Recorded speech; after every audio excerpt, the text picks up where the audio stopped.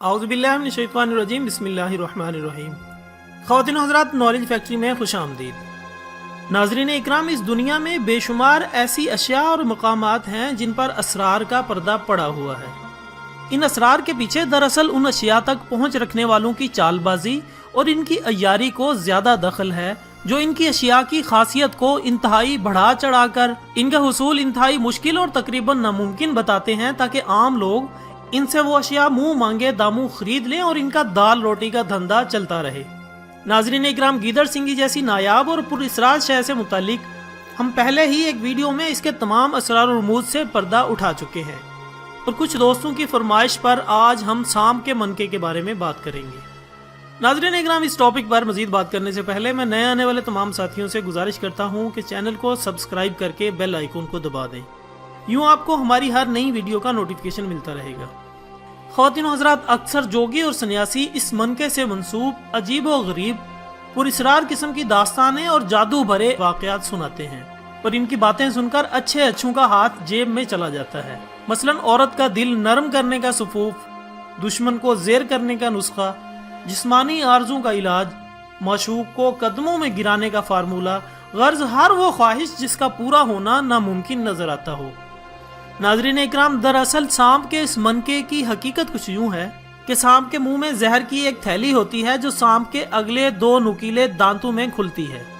جب سانپ کسی کو ڈستا ہے تو اپنے یہ نکیلے دانت اس کے جسم میں داخل کر دیتا ہے۔ دباؤ پڑنے سے تھیلی دبتی ہے اور زہر ان کھوکھلے دانتوں سے ہوتا ہوا شکار کے جسم میں داخل ہو کر اس کے اعصابی نظام پر اثر انداز ہوتا ہے، جس سے شکار بے حس یا بے ہوش ہو جاتا ہے اور سانپ اس کو آرام سے نگل لیتا ہے۔ اب اگر سانپ کا یہ زہر استعمال نہ ہو تو اس کی تھیلی میں موجود زہر بڑھتا جائے گا، اور ایک وقت ایسا آئے گا کہ یہ تھیلی پھٹ جائے گی اور سانپ اپنے ہی زہر سے ہلاک ہو جائے گا۔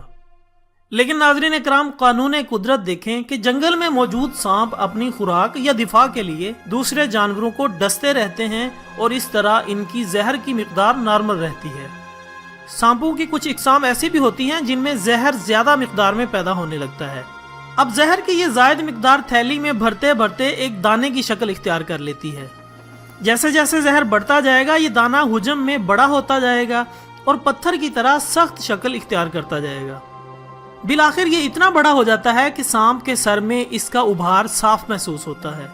سپیرے لوگ اس ابھار کا مطلب اچھی طرح جانتے ہیں، اور وہ اس سانپ کو پکڑ کر تیز دھار چاقو یا بلیڈ کی مدد سے سر پر ہلکا سا چیرا لگاتے ہیں اور یہ پتھر نکال لیتے ہیں، اور یوں اس پتھر کو سانپ کے منکے کا نام دے دیا جاتا ہے۔ اس منکے میں سانپ کے زہر کو جذب کرنے کی صلاحیت ہوتی ہے۔ اگر اس منکے کو سانپ کے کانٹے کی جگہ پر لگا دیا جائے تو یہ اس زخم سے چپک جاتا ہے اور زہر جذب کرنا شروع کر دیتا ہے۔ تمام زہر جذب کرنے کے بعد یہ خود بخود الگ ہو کر گر پڑتا ہے۔ ناظرین اکرام، اب تو سانپ کاٹنے کی ویکسین بھی دستیاب ہے۔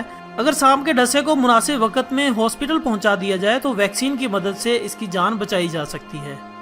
یہ ویکسین بھی سانپ کے زہر سے ہی تیار کی جاتی ہے۔ اس ویکسین کو تیار کرنے کے لیے سانپ سے حاصل شدہ زہر کو سرنج کے ذریعے گھوڑے کے جسم میں داخل کیا جاتا ہے۔ سانپ کے زہر کے اثرات سے بچنے کے لیے گھوڑے کا مدافعتی نظام اینٹی باڈیز پیدا کرتا ہے، جو گھوڑے کے خون میں شامل ہو جاتا ہے۔ پھر اس گھوڑے کے جسم سے خون کی کچھ مقدار نکال کر ان اینٹی باڈیز کی مدد سے سانپ کے کانٹے کی ویکسین تیار کی جاتی ہے۔ اکثر جنگلات میں لوگ مختلف اقسام کے سانپ پکڑ کر ان کا زہر نکال کر ویکسین بنانے والی لیبارٹریز کو فروخت کرتے ہیں، جیسا کہ آپ اکثر نیشنل جیوگرافک اور اینیمل پلانٹ وغیرہ میں دیکھتے رہتے ہیں۔ تاہم یہ تصور کرنا کہ سانپ کا یہ منکا آپ کو کوئی مالی نفع دے گا، یا یہ جادو کا وہ پتھر ہے جس کو رگڑنے سے آپ امیر ہو جائیں گے، ایک بے بنیاد بات ہے۔ یہ صرف زہر ختم کرنے کے لیے استعمال ہوتا ہے۔ خواتین و حضرات، اس کے ساتھ ہی آج کی ویڈیو کا اختتام ہوتا ہے۔ ایک نئی ویڈیو کے ساتھ دوبارہ حاضر ہوں گے، تب تک کے لیے اجازت دیجیے گا۔ اپنا، دوستوں، رشتہ داروں اور گرد و نواح کے تمام لوگوں کا بہت خیال رکھیے گا۔ اللہ حافظ۔